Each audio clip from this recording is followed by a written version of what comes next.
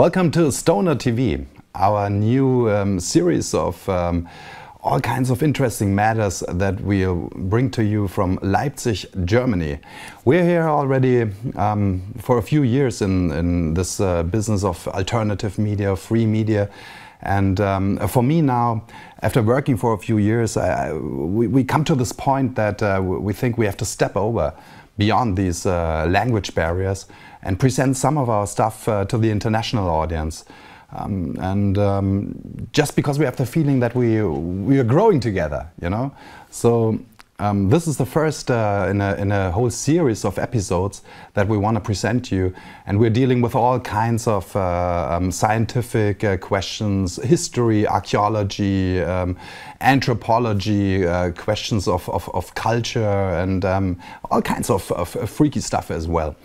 And in our first episode today, I want to present you something which is still very unknown in the international world. It's a subject of archaeology, and as a matter of fact, I'm going to present you here today I guess you can say, the most precious and most special archeological artifact that was ever found in Germany. And this is not only a German subject, this is our common heritage. And I'm very happy that you want to share in this. I'm talking about this artifact, the Nebra skydisc. This is very, very special in a lot of terms. It's an artifact which is about 4,000 years old. It's from the Bronze Age. It's a disc. It's got about the size of a regular pizza, I would say. Maybe like this big. It's a disc made of bronze and gold, and it's a unique find. There's nothing that you can compare with this. Out of the Bronze Age, this is really unique, and it tells a big story of man in the Bronze Age, about early history, of prehistory, and this thing has the potential to change our mind, our view on how our forefathers lived. Now, this artifact was found in 1998 by two people that were searching for metals with metal detectors. So it was not part of an official archaeological campaign. And it was found near the small town called Nebra. That's why we speak of the Nebra skydisc. And this is not too far actually from here, from Leipzig, maybe 60 kilometers northwest of Leipzig is this place. And near the small town of Nebra, there's this little hill, the Mittelberg it's called. Mittelberg, we would translate that in central mountain, middle mountain, but it's not a mountain, it's only a hill a few hundred meters high. Here I've got a picture of the Mittelberg, and right there in this light spot, this is the top of the Mittelberg, and this is where 1998 these two guys found this disc. Here we have also a view which is right on top there. If you visit the place now, it's open, you can check it. This is exactly the spot where they found it. I mean, these two guys, they were looking for treasures, they are treasure hunters, but they did not roam around just accidentally. The landscape, this Mittelsberg, is indeed a place where you can expect you might find something. So they didn't just walk around by accident. We're talking about old land here, and on some of these landmarks, if you have an eye, you can feel, okay, there's some old stuff, and this is exactly the case at the Mittelberg. Well, these two guys, when they found this precious disc, they didn't recognize what they found, but they saw there's gold material on it, so they sold it to a dealer for 30,000 Deutschmarks by that time. And then the next 2 years, this artifact, and I guess we're going to go back to the picture, so because it's so beautiful, we can see this all the time. It went from dealer to dealer, and the prices always went higher and higher. This was going on for about 2 years. then by that time the rumors were so big that even the official state museums and stuff and the universities, they heard about this found. And then it was the director of the State Museum of Prehistory in Halle. He was the one who was in an undercover action. He was buying this piece from some of the dealers in a hotel in Geneva, and there was police in the second room and stuff like that. So hats off to the guy from the museum. He bought this thing, and ever since, it was in the year 2000, this is public. When it first came out, many scientists here in Germany and internationally were thinking this can only be a fraud, because it's exceptional. I mean, there's nothing that we can compare with this. This is what they say the eldest expression of the sky worldwide. This stuff is older than Stonehenge. This is older than what we find in Egypt or in Babylon. This is the eldest picture of the sky worldwide. So this makes it really precious. Okay, there's one find that might be even older. It's on a little piece of clay at a temple in Malta, the little islands in the Mediterranean. There they found on a piece of clay even some older pictograms of stars. And this is interesting, that's why I'm mentioning it, because at some other point I'm sure we're going to talk about Malta and the temples there. But this is really, really ancient, and it's got a big story to tell, this piece. When the found was made public in the year 2000, since I was always interested in historic and archaeological stuff, of course I checked it out. I read this and I was amazed. And I always wanted to visit the museum, but yeah, you know, as it is, you can do it next time. And so the years gone by. And actually, it was only like 4 or 5 years back when when it was the first time that I got to see the disc in real in the museum in Halle. And this was really special. Already the way I came there, it was at the winter solstice, the 21st of December. And it was not planned that way, it was just everything fell in place. And on that day, me and my family were time, okay, let's take a trip there. It's not too far, but and pay a visit to this disc. And it's presented in the museum in Halle in a very good way.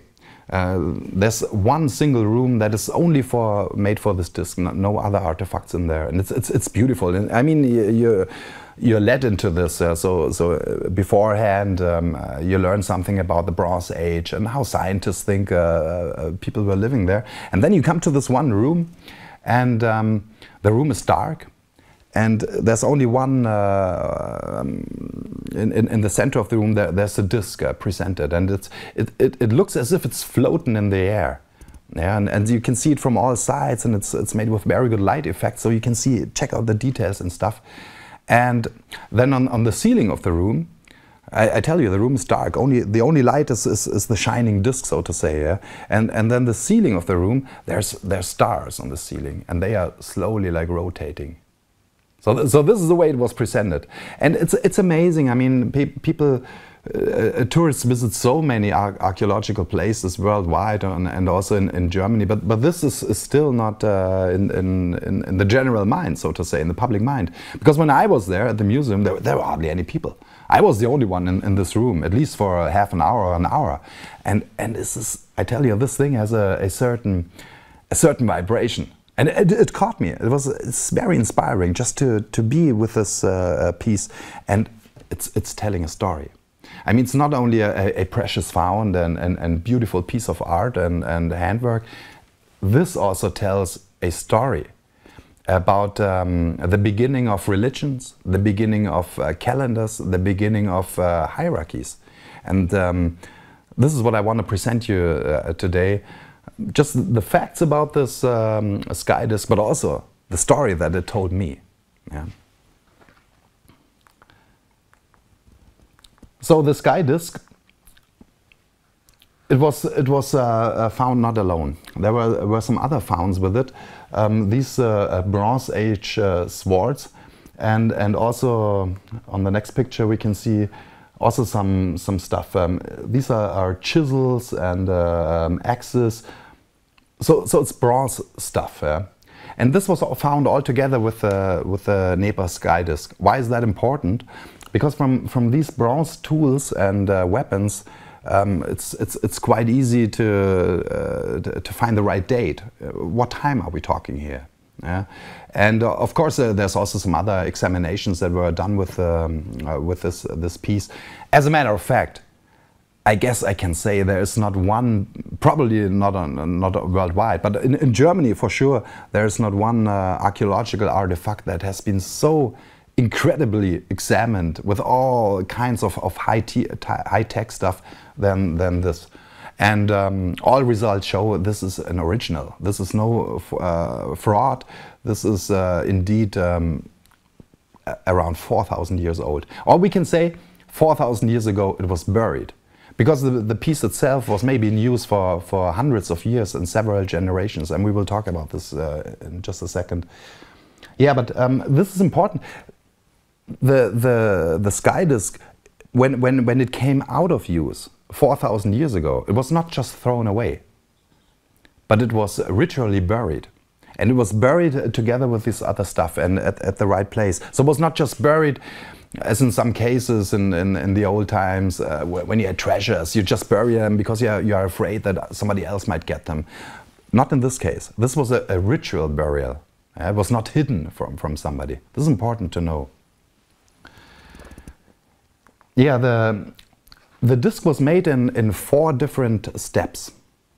So the way we see it now is just the end result. And this is also not a theory by myself or something. This is the result of all these examinations. You know, they examined the gold. Where does the gold come from? The material and all that. And it's quite obvious that this disc had 4 different steps of process. This was the way the original disc looked like. And what we see here is this big golden circle in the center. We all say this is the sun. Then we see a moon and we see stars. Of course, one might say, because I mean, this piece does not come with a description with it. You know, it's all a matter of interpretation. You might say maybe this is not the sun, this circle in the center. Maybe it's the moon. But I feel, and there's a consensus, I guess, of most scientists. They say what we see here is sun, moon, and stars. Just like a child sees the sky. What do you see in the sky? Sun, moon, stars. And some of the stars are special. You can see there's these 7 stars kind of in a cluster up there. And most people say this is probably the Pleiades, which are 7 stars, the Pleiades. But all the other stars, we cannot find we cannot find any, how do you say that? Star signs, like stuff like in the zodiac, Pisces or stuff like that. We cannot see this. It looks as if these stars are just made random, placed randomly. If they are, I'm not sure. As a matter of fact, I doubt that there's anything done randomly. But so far, the stars, we cannot say that these are certain parts of the sky. It looks as if they are placed random. But what we see is sun, moon, and stars. Just pure. As a child, this is just art. And it's fine art, you know. You look in the sky, you watch, and then you put it into being here. And it's a piece of art. And by that way, it was maybe in use for a few generations. And then there came the first modification. And the first modification that was done with this disc was this. These 2 pieces came, and actually the left one is still missing. It's gone. We don't know where it is. But these 2 pieces that were brought up there, they are no more art. this is, they were not brought there because they make the thing look nicer, but this has a special meaning. These two pieces, they measure the angle between the points of sunset within the year. I mean, we learn at school the sun is rising in the east and it's setting in the west. But actually this is only true if you live right at the equator, or it's only true on 2 days in the year. That is the equinoxes. All other days, especially if you live in the northern hemisphere as we do, the sun is rising and setting at different points. In the summertime, where we have lots of light in the north, the sun is setting at west and a little bit northwest. And at the winter solstice, where we have the shortest light period, it's the opposite. The sun sets southwest. And the angle between these two extremes is exactly 82 degrees, if you are on the latitude where Nebra lies. So, in other words, if this Nebra's skydisc was made exactly for the place of Nebra, or at the same latitude. You cannot use it in Norway, or you cannot use it in Italy. If you go north, these scales, they should even get bigger. And if you go south, they should get smaller. Until the equator, you don't need anything of that. So these show exactly the points of the sunset and its and the angle in between. Now this is a big step, you know. Out of pure art and just looking came you remember a pattern. You know, the march of the sun throughout the year follows a certain rhythm. And after generations of stargazing, people decoded that march of the sun. And this was a major step. And this is the first step that you have to creating a calendar. You create a calendar if you have these, in German we call them Kardinaltage, the cardinal days, which is the 2 equinoxes and the 2 solstices. And if you have these 4 points, you can make a cross on the circle and you get the 4 segments, which are the 4 seasons. So this is the first step towards the calendar, towards the solar calendar, of course, is when you decode the march of the sun throughout the year. And this is what the people did. So this is a major step. From pure art and just watching, you come to the point that you understand that there's a certain rhythm and you decode that. And now you can use that. You can use it as a calendar that enables you to make predictions. We know exactly when the winter solstice is and stuff like that. So this is already a major step. Then another few generations pass by. People use the sun disk for whatever use they had. They used it this way until there came another modification. And we're only talking about a few generations, you know, maybe a few hundred years, who knows exactly. The next modification is this piece here.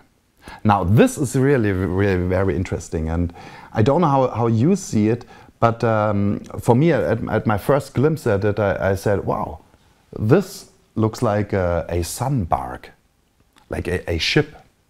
Why do I come to this? Because we have the symbol of the sun bark, we have it all over the place in ancient times.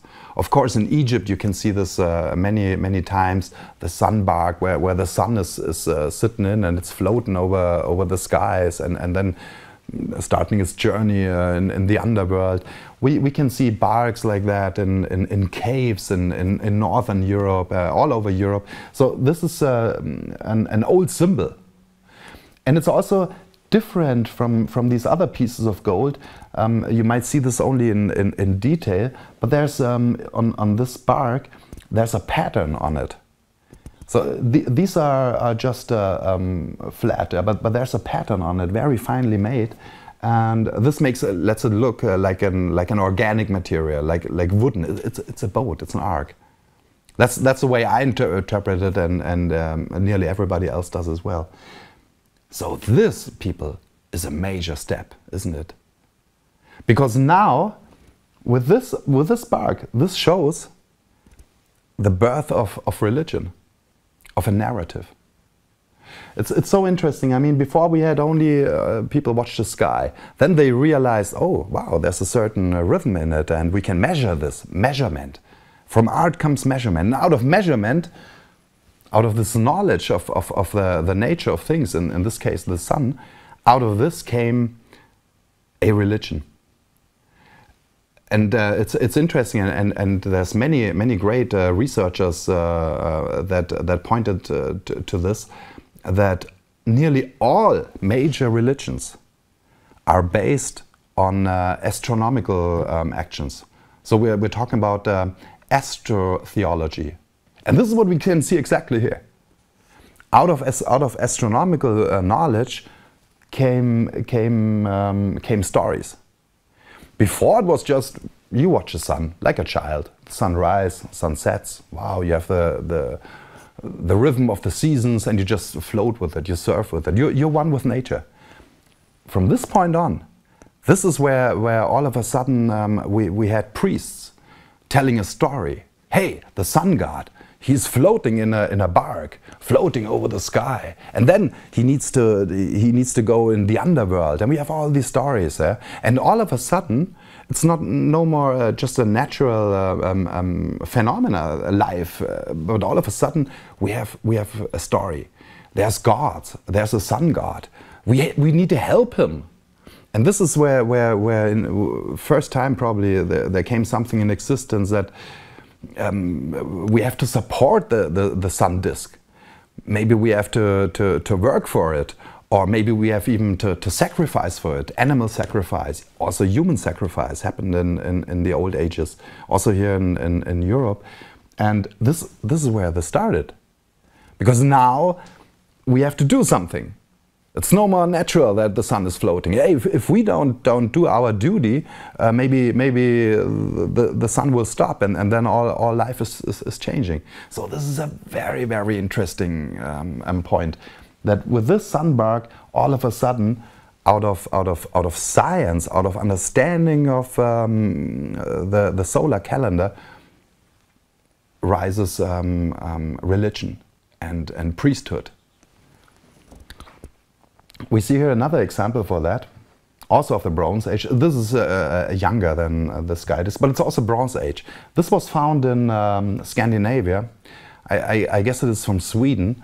And here we see a sun disk and a chariot that is transporting the sun disk. This is the narrative. You know, the sun disk it's on a bark or it's on a chariot, but it needs to be driven, so to say. It doesn't do that from alone. Yeah? So this is already a religious artifact. This is where religion came to being. And then we have the fourth modification of the disc, and these are all these holes that are put in at the edge of the disc.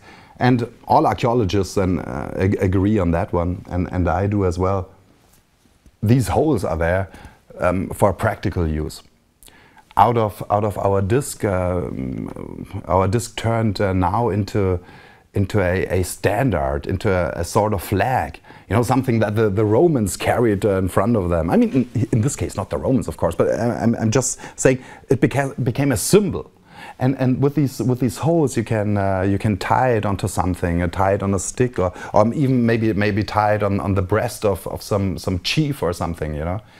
And if you watch closely, you'll see that at this point, this modification, it didn't take any respect for the older stuff. Look, I mean, the holes are made right through the gold here. While the first modifications, they didn't. They tried to fit in harmony.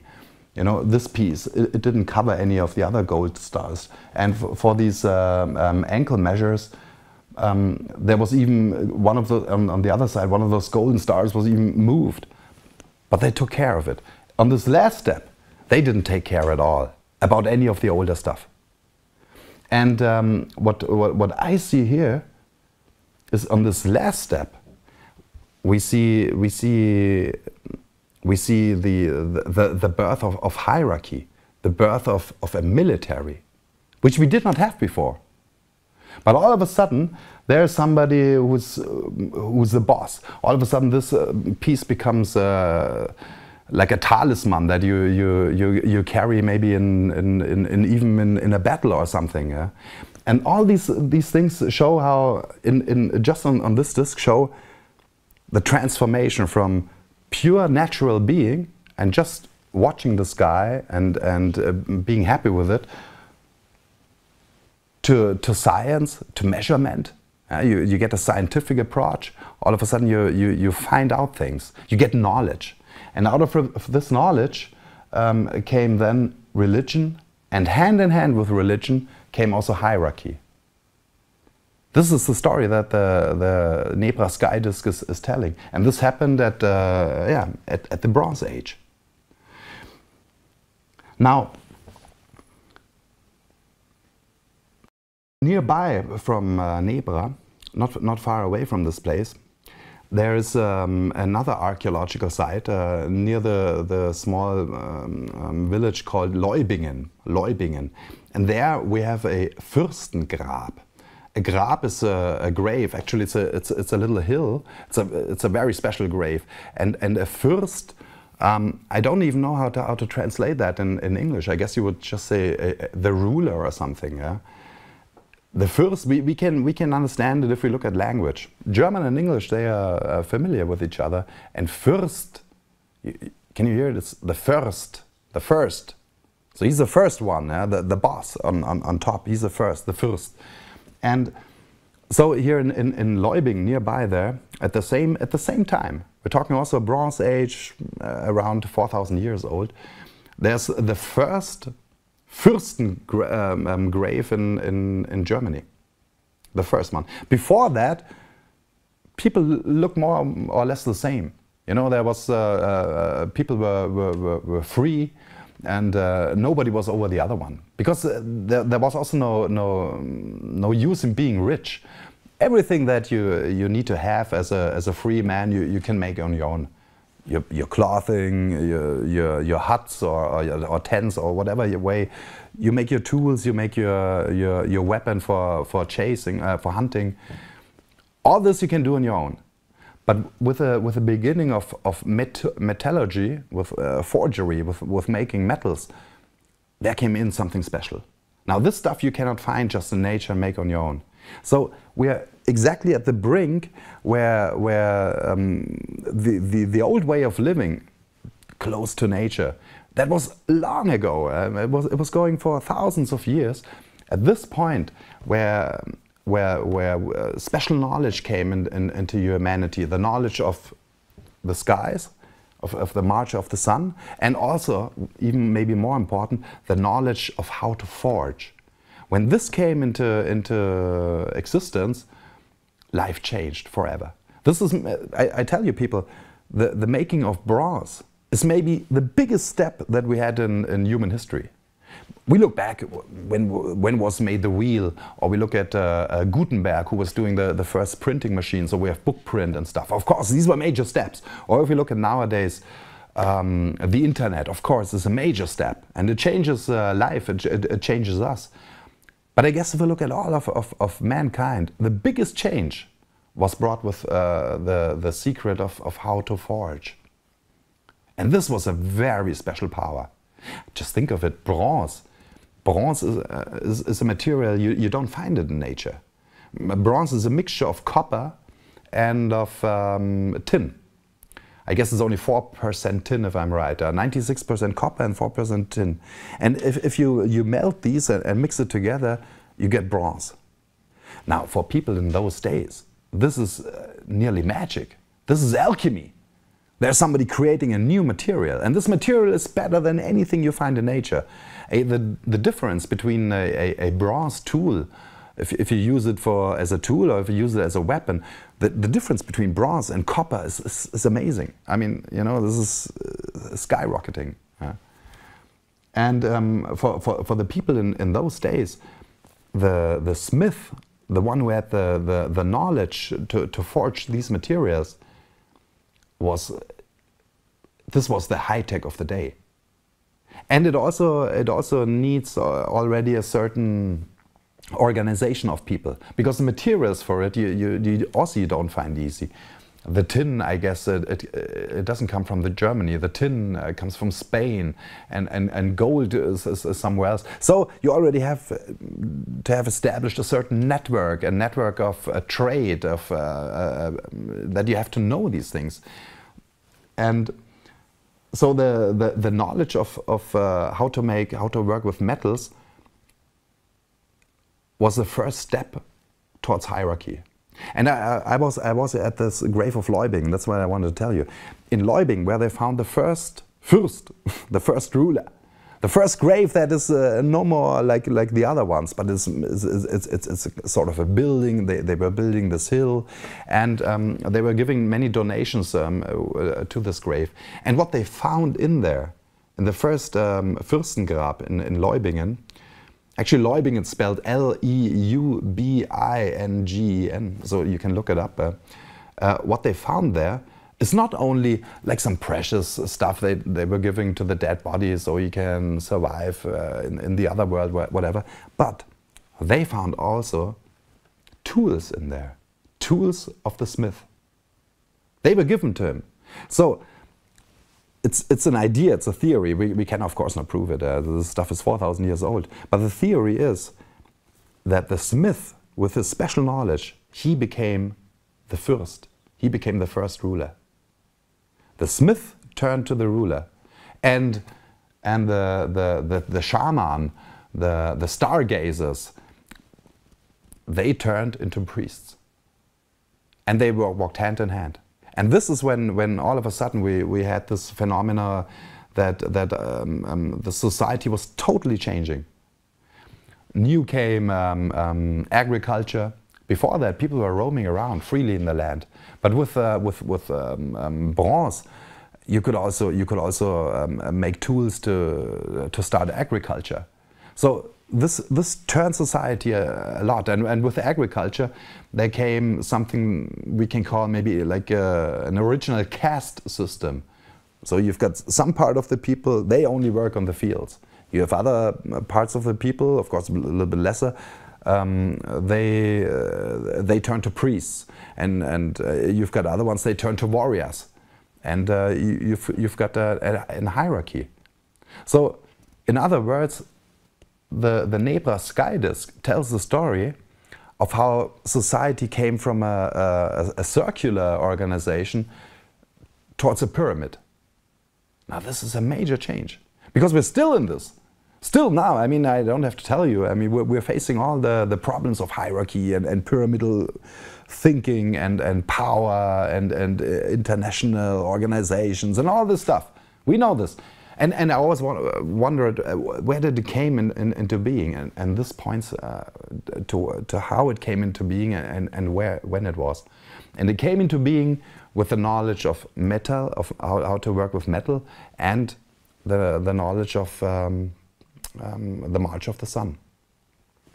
Yeah, then back to the Nebra skydisc, we have some other very interesting astronomical features of this disk. Now, I told you the disk was found on the Mittelsberg, nearby Nebra. And I told you already, this disk was not found by accident there. It was made for exactly this place. So the location, the Mittelsberg, is a special place. It has some natural features. And I tell you what, if you're standing on the Mittelsberg at the winter solstice, 21st of December, and you watch the sunset, the sun will set exactly over the Brocken. The Brocken. Brocken's a funny word. Probably it's translated best chunk, a piece of chunk. And the Brocken is it's also a hill, a little mountain, and it's the highest site in northern Germany. So it's a traditional landmark. The Brocken, it's the biggest place all around in all of northern Germany, the highest place. And if you're on the Mittelsberg, You can watch at the Brocken the sunset exactly on 21st of December. So this is a natural feature that for our forefathers, for them the Mittelsberg was perfect, the perfect location to have something like a star observatory, because of these natural connections that it already had to the Brocken. And the Brocken is, as this old landmark, is a special place, also for our forefathers. They lived with landmarks. This stuff was important to orient yourself and stuff. And it was a living land.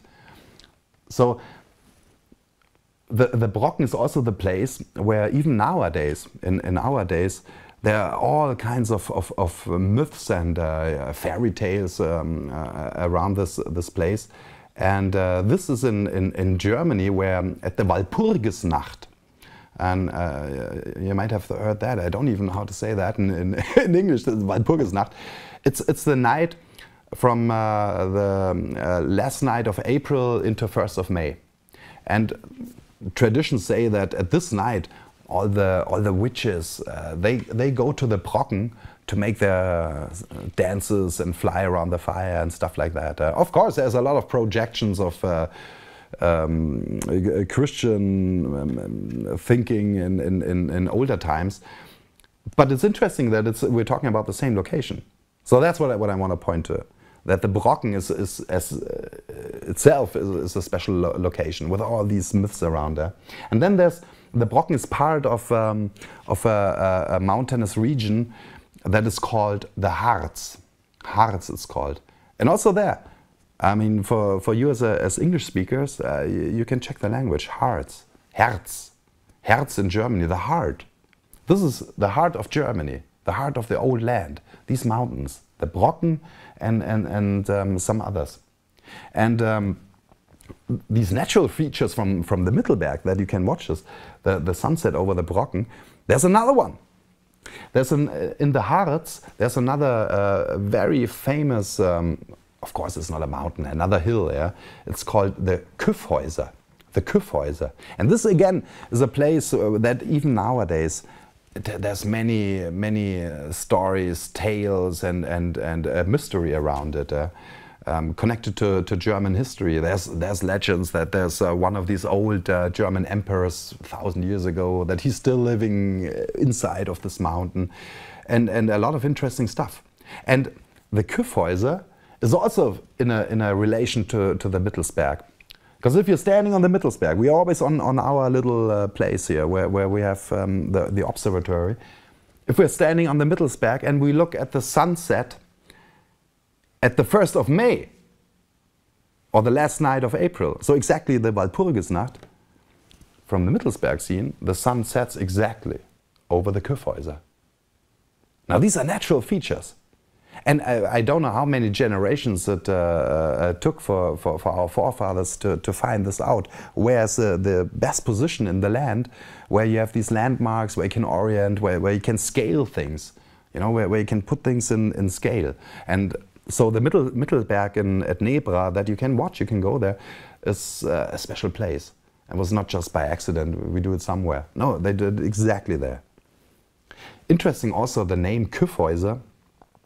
There's if you follow the root of the language, Kyff, this is familiar, and it's also not my interpretation, I mean this is etymology. The Kyffhäuser has a connection to copper. Copper. And there's also next by is a mountain called the Kuipersberg. So it's all pointing in this direction, that we're talking about a long tradition here. This stuff is 4,000 years old. And even nowadays, people still celebrate on the Brocken and the Kyffhäuser. And it's this old connection, and it's pointing towards copper, metal, and this stuff. Very interesting, yeah, indeed. Yeah, but let's go back to this. So this natural feature that if you stand on the Mittelsberg and you watch the sunset at the winter solstice, you get it exactly over the Brocken. So this is making it possible to calibrate the disc. And I talked already about these scales, and as I said, these scales are the angle of the two extremist points of sunset, and so the upper part of this golden angle must be exactly at the Brocken. This is winter solstice. Next is the equinox. Both equinoxes. And the equinox is also part of the cardinal days. Also, they define the seasons. With the equinox starts the spring equinox, 21st of March, and it starts the fall season, 21st of September. And on both of these days, at the evening, if you watch sunset, the sun sets exactly on the middle of this. If you don't move the disc, you know, the disc, you check it with a Brocken, and then you can use it all year long to mark exactly the days. And of course, then we have the last one coming, the summer solstice, and again the sun has been moved over there. So what we see here is the early form of a calendar. This is all high tech. This is all knowledge. This is in the old ages how accurate, with an amazing accuracy, they were defining those days. And this is such an important and interesting question that I cannot give you the answer to. But the question is, why is it that for our forefathers it was so important to get this accuracy, to know exactly when are the solstices, when are these cardinal days? Now, very often people say, well, it has to do with agriculture, because the farmers need to know the seasons, so you sow your stuff at the right time and know when to harvest. But that cannot be true, really, isn't it? I mean, I don't know if there's any farmers of you out there listening, but the farmers I know, I mean, they never work with an exact solar calendar. That is not useful. I mean, because every year the seasons is different. I mean, one year you've got a long winter, next year maybe spring comes early. So as a farmer, you sow your seeds when it's just the right time, but not by an exact date. So it has nothing to do with this. Though there is a connection to agriculture. Between calendars and agriculture, there's a connection.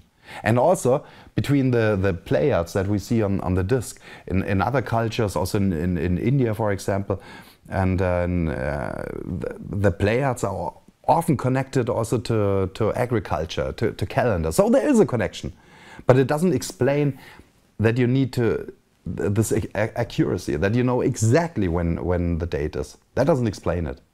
Yeah? Because for a farmer, it's just enough. Okay, now we're midsummer, now we're midwinter. You know this. You just look outside. You just go outside and you know if it's the right time or not.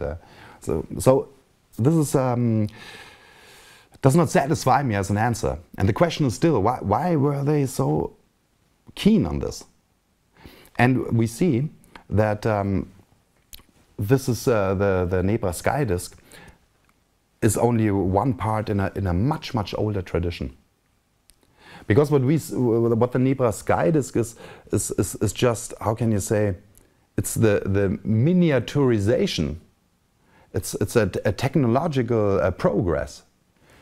What this shows us is the same that, for example, something like Stonehenge in the south of England shows us.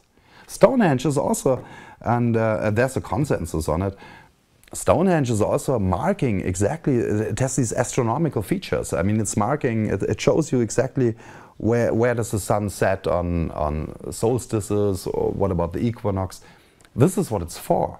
So people also in the age of Stonehenge, they had also this accuracy. But this is even more high-tech. And stuff like Stonehenge is these things are quite common. This is also what is not known for many people. What we see something like Stonehenge because we have stones. But the idea of making circular buildings just to find out and to mark these important days and nights of the year, this is much older tradition. And there's many of this stuff also in Germany. Why don't you know about it? Because we can't see it. Because the much older stuff than Stonehenge, these circles, they were not built by stones. They were built with poles. wooden poles. And there we have quite a few in Germany.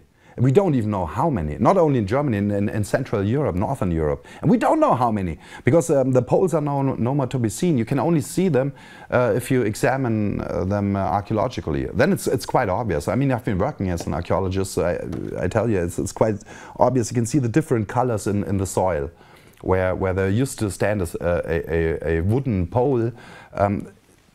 In this area of the soil is different than the natural soil. So you can see, and you see a pattern. Oh, there's a circle, and there's many of them. This one, for example, it's only a scripture. This is at Gozek. Gozek. It's interestingly, it's also not far away from Nebra. You know, it's old land that I'm talking about. It's also near the hearts of Germany. This is Gozek, and this is even much more older. This stuff is 8,000 or 9,000 years old. And what we see here is only a painting. Everything that is black, that was the original circular poles. It was all made of woods. And what we see in yellow here is this is exactly where the sun rises at winter solstice, and this is where sun sets. So definitely this entire circular stuff, it was built to measure these points, like the Nebra skydisc, to measure exactly when do we have the solstices. And this is 8,000 or 9,000 years old. Why did people have to know this stuff? I'm not sure, and I will talk about this in another episode. But for now, what I want to show here is that we have a continuity in this country near the hearts. We have a continuity of gazing into the stars, of decoding the march of the sun and the different points where sun is rising and sun setting. So we get a pattern of the year. And this is a very old tradition. Between this and the Nebra skydisc, there's something like 4,000 or 5,000 years in between. But you see the continuity? It's amazing. Yeah? And this is also not the only one. It's one of those that were discovered. And indeed, people say, that's the way the science says, this is the oldest sun observatory worldwide. This stuff is much more older. I mean, by that time there was nothing in Egypt. There was nothing in Babylon. This is really old stuff. And this continuity, this is what's really thrilling me, because it's going over centuries. And as I told you, we have much of these pieces in Europe, in Germany. I know just another city nearby, Dresden, you probably know, a big city. In Dresden they also found something like this. Just on construction sites, you know, it's always like that. We live in an old land here in Europe. Yeah? When you build something, construction, you find something, okay, you get the archaeologists in. And because we don't have any active archaeology anymore. Yeah? Like also, sorry if I digress a little bit, but that's my style. The Nebra skydisc was also not found by archaeologists searching for it. In Germany, archaeology is only reacting. We have no more times like Heinrich Schliemann, you know, who's going out and having a vision and seeing the country, feeling the country, following your intuition and saying, wow, here is something. It's not like that. Now we have treasure hunters with metal detectors and they find something and then archaeology jumps in. Or we have construction sites somewhere and then archaeology jumps in. But we have no more active archaeology that is working to find out something about our pre-history. It's not like that. There's no budget for it, no money. So, but in Dresden at a construction site, they also found traces of, there were wooden poles. And then they looked a little bit and they found out there's another one, a big circle, but the circle is in diameter a few hundred meters. So it's a big thing and you cannot unearth it all. It's downtown, you know. But we know there are probably dozens, maybe hundreds of these observatories, I might call them, in Europe. Now that's amazing, and this is old stuff. So over thousands of years, this was important for our forefathers to mark these dates. Now, there's I already told you that I'm not sure if the stars at the sky disk, or these golden dots, if they are really randomly. Now, we cannot connect them easily to the sky. We cannot find the Great Bear or something. Yeah? Maybe the Pleiades, but even this is not sure. Yeah? There's also some people who have other ideas. Yeah? But what is an interesting idea that I want to share with you, just to open up that there's so much more to discover within this matter of the sky disk. Some people brought up the idea that these dots on the disk, that they mark places in the land. In the land here. So that you might also take or read the disk as a map, showing certain places that are in connection to each other. Certain places that are here on Earth. And this is interesting, because it's also a very old idea, and I guess it was first brought into words by Thoth, the Egyptian god of wisdom that the Greeks called Hermes Trismegistos. And he said, as above, so below. The idea is that there's a relationship between stars, what we see above and below. That it's mirroring somehow each other. This also, I guess, if you watch this, I guess you know Graham Hancock, British researcher, and he was one of the first who brought this idea into a great book that was called what was it called? Fingerprints of the Gods, or Blueprints of the Gods, or something. But the idea is that humans wanted to mirror on Earth the stars, and then it's vice versa. So the idea is quite interesting that maybe even some of these dots mark certain places in the land. Here's just one of the ideas. This is parts of Germany. This the leftist star and the dark green area. This is the Harz. Yeah? And then we have other sites that are archeological sites, maybe landmarks. Maybe it's places where you have very old archeological findings, and you might be able to put these into relation with each other, and then have them. You might be able to find them on the disk as well, like this. Now, this in the moment we are now, this is only ideas. It's not all proven yet. But I wanted to show you this because it's such an interesting idea. And I have also a feeling that it's going towards that. For most scientists, they say, there's no connection between Nebra and this Fürstengrab of Leubingen that I told you, where the first smith or ruler was buried, and connections to Gozek, and there's other places. Of course, the scientists say there is no connection because we are in different times also. But what we see is continuity, and I think it's quite a good idea that the land is also in a network.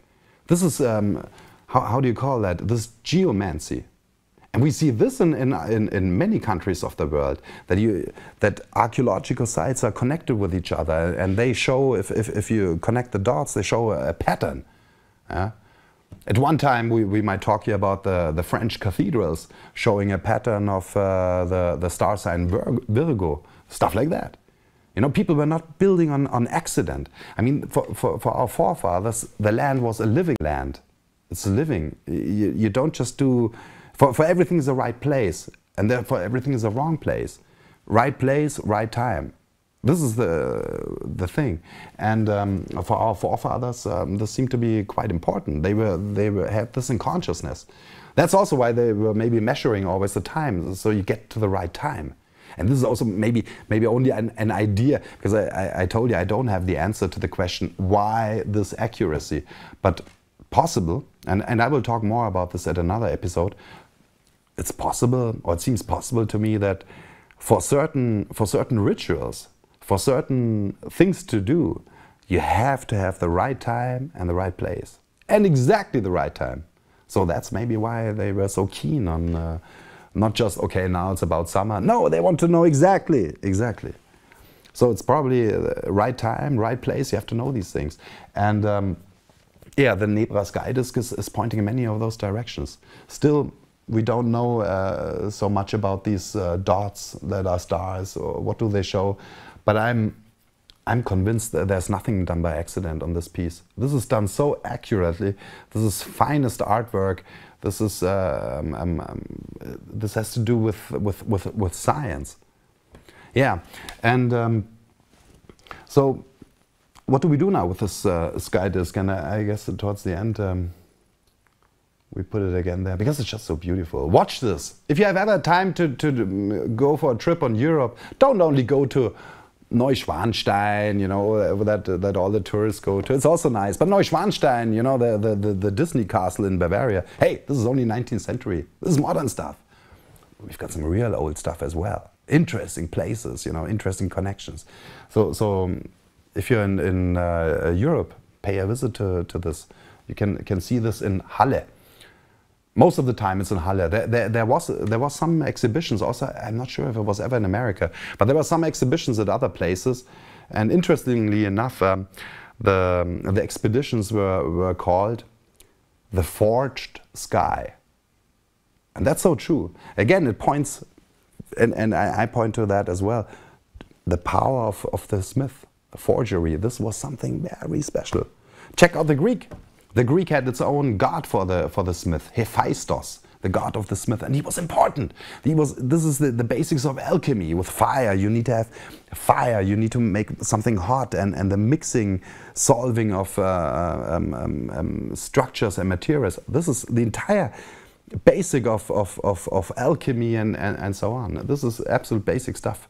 So it's interesting, the forged sky. But most of the time, or usually, this thing doesn't travel too much. I don't know if it has ever touched the American continent. You have to come to us to see. Yeah, so what do we make of it? For me, this disc told me the story. It told me the story of how from an innocent way of just watching nature, living with nature. You're one with nature. The sun, the moon, the stars, we're here on Earth. You're just in it. We turned into science. We turned to knowledge. Knowledge turned into power and religion. All of a sudden we had to make stories out of it. And knowledge of metallurgy turned into weapons, superiority. All of a sudden you had precious stuff. And that was really a turning point in human history. Now what's also very interesting for us to say and to understand this, we were taught in our schools and universities that culture came from east to west. One of the old sayings was that I learned ex oriente lux, that's Latin, and it says out of the Orient, out of the East comes the light.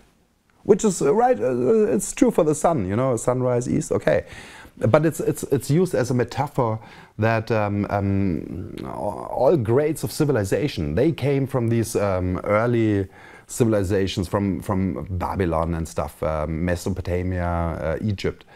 And from there, culture and civilization moved on to the north, to Europe. Yeah. And we learned in our school books that our forefathers, Germanic tribes, Celtic, they were all barbarians. They were wild people, you know, running around with a big club and hunting deer or hunting each other, always fighting, you know, wearing big furs and stuff, helmets with horns. This is all bullshit. It's just not true. You know, this points to something totally different. I mean, people who were making this is the result of generations of stargazing. You cannot do this on in one lifetime. You have to, there's continuity. There's people working together. There's at stages where so far we thought that human beings were primitives. These people are obviously not primitive. You know, they were already very high sophisticated. They had a culture, but they were a culture not writing. They were a culture not building temples with stones. They didn't do that. Maybe they didn't feel to. It was not that they were not able to, because people who were making this could also make stone temples, but they had a different approach. So this Nebra skydisc is, it can really change our perception of our forefathers. And also, I want to say, this is not some Germanic national stuff. I mean, we're talking about 4,000 years old, you know, there was no Germans in this sense. This is our common heritage. That's what I want to say. And this is why I want to present it to you and spread the vibes worldwide. This is our common heritage. We have an old line of forefathers, we have an old tradition, and Europe is not a place only where savages used to live, but in opposite, it might even be where the beginning of this entire, what we call civilization, where it started, where religion started, where science started, where rulership started, hierarchy started. And the interesting stuff is really, this skydisc marks the moment when the ring was broken, the circle was broken. Because for thousands of years, people were living together as a circle, you know, in the tribe. And also the stargazer, he or the shaman or medicine man, whatever you want to call him, was part of the circle. And you bring your knowledge in the circle. But from that point on, all of a sudden, something broke out. I might even use the term breakaway civilization, which was termed by Richard Dolan, an American. But even here, you see the breakaway. You see it? The Smithsonian, the Smith, no, not Smithsonian, the Smith, he turned to the ruler. And the shaman, the gazer, the medicine man, he turned into the priest. And the circle turned into a pyramid. And this is still needs to be healed. But we can only heal it if we take the right diagnosis and see where it's coming from. And we're still on this. And yeah, in this way, or this is the attitude that in the name of healing, I want to say, in the name of healing, I present you this stuff, and I hope it's inspiring you as much as it did me. And if it inspires you, then we will be happy if you support us. Support our new site. We have a new YouTube channel, Frank Stoner TV. We have a website where we will put all the material together. And our idea is to share our knowledge. At those days, this is where the broke happened, and all of a sudden knowledge became secret. You don't share your knowledge how to make bronze. This is special knowledge. You don't tell the simple people the secrets of the march of the sun. Now it becomes special knowledge. Now it becomes hidden behind the narratives of the priests. What we are doing is exactly the opposite. We want to share it free with you. There's no paywall, there's no hidden stuff. Everything that I have to share, what I know, I want to share with you. And I would be very happy if you support us for that, and if something comes back. So support us, spread the vibes, spread the channel, and look out for more to come, much more to come. So for now, I'm saying thank you to the world. Have a nice day. See you next time.